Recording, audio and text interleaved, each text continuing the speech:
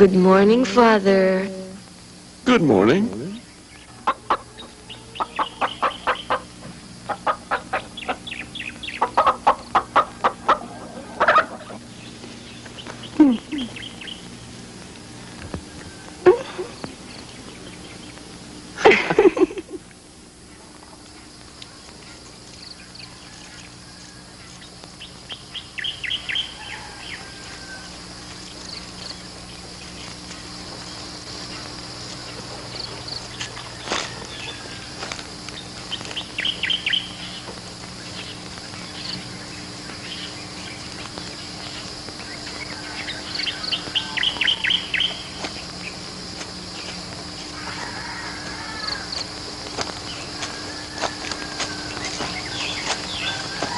Father, mukhang masarap yan, ah.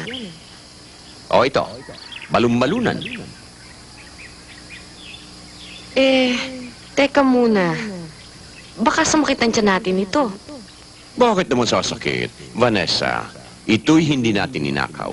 Ito'y hulog ng langit. Kung sa bagay. Ay! Bala ng kalaban. Takbo!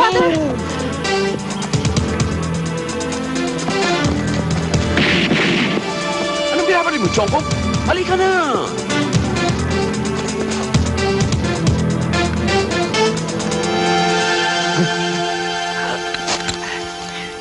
Huwag mong pakialaman yan. Sa pari yan. Pambirang pari yan. Siguro Boy Scout nung araw yan. Tara, matikman nga.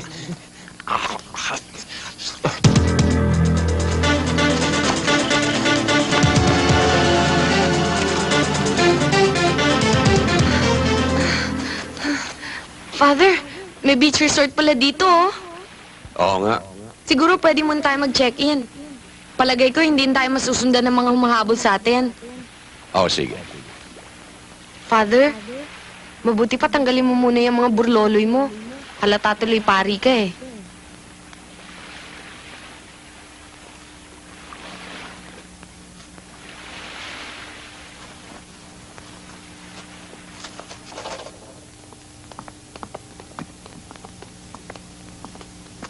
Irene,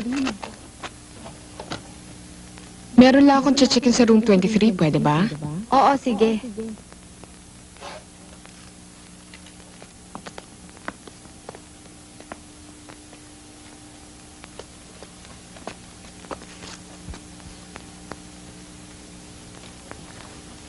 Pwede magtanong?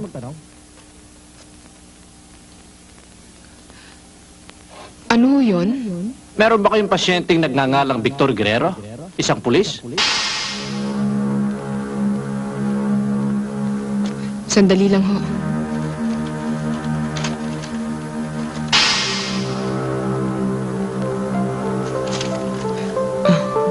Wala akong Victor Guerrero dito eh. Baka doon sa kabilang bayan. Sa may provincial hospital. Salamat. Tayo na.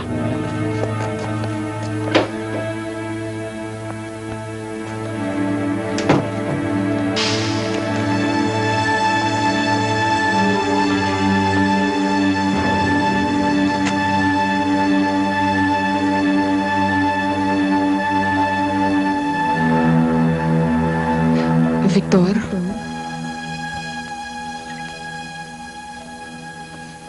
Victor?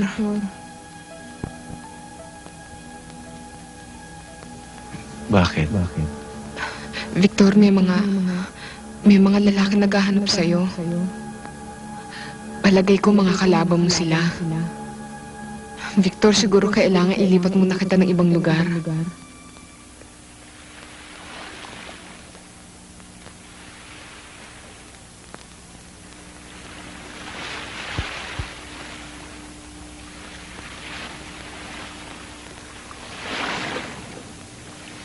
Father, naglaba pala kayo. Di wala kayong...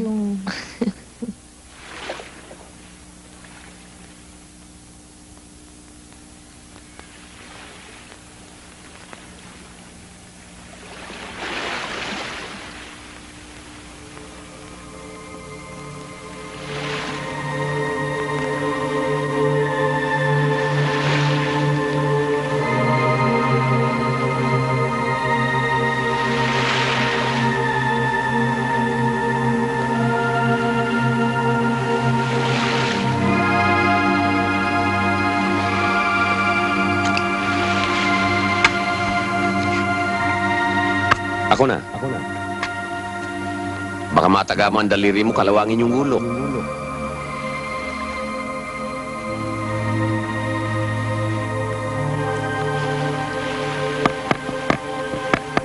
Ano gusto mo? Malakopra o malauho? Yung malambot. Na buko.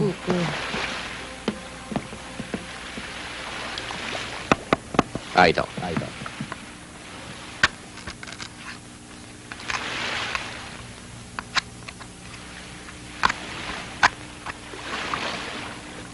Ano to, Father? Kutsara.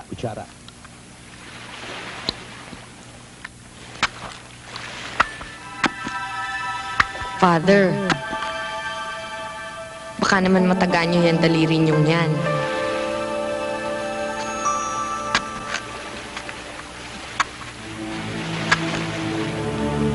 Mmm.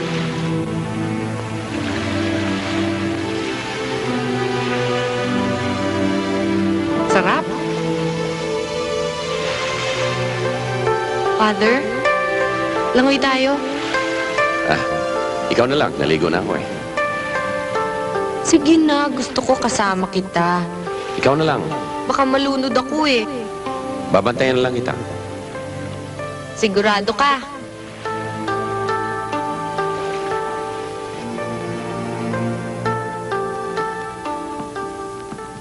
O, kain na.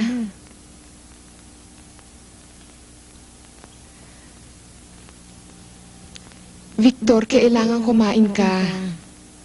Hindi ka pwedeng uminom ng gamot nung walang laman ng tiyan mo. Sige na. Kain na. Ayan. Para mamaya, makainom ka ulit ng gamot mo.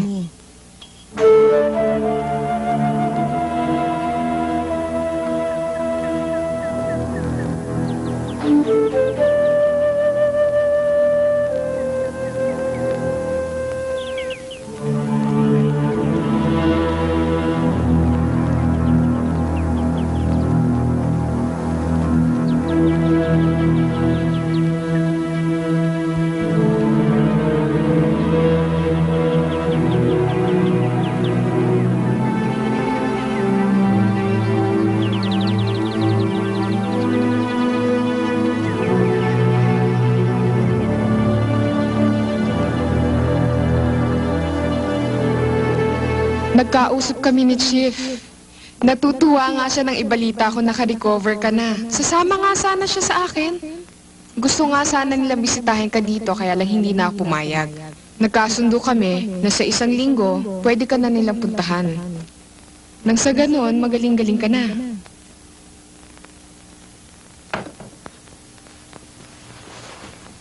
Ang kuya. Wala eh. Pupuntahan ko sana siya sa kanyang parokya kaya lang. Nagahul ako sa oras. Pakiramdam ko merong sumusunod sa akin. Hindi ka kaya nila nasundan dito? Hindi naman siguro, inay. O sige, tapusin na muna ninyo yung merienda ninyo. At pagkatapos ipasok mo na dun sa kwarto. Abay, maghabang hindi mapalagay ito. Siguro hindi nakainom ng gamot. Diyan muna kayo, tihanda ko hapunan ninyo.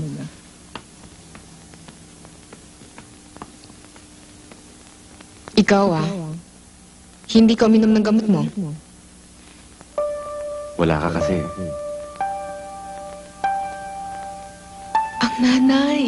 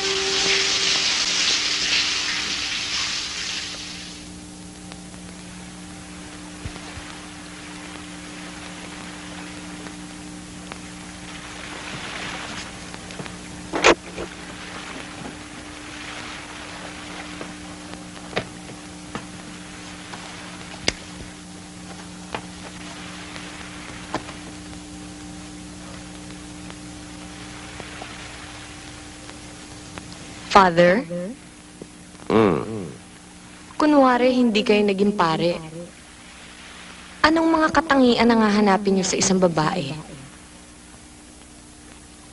Hindi ko alam. Ako?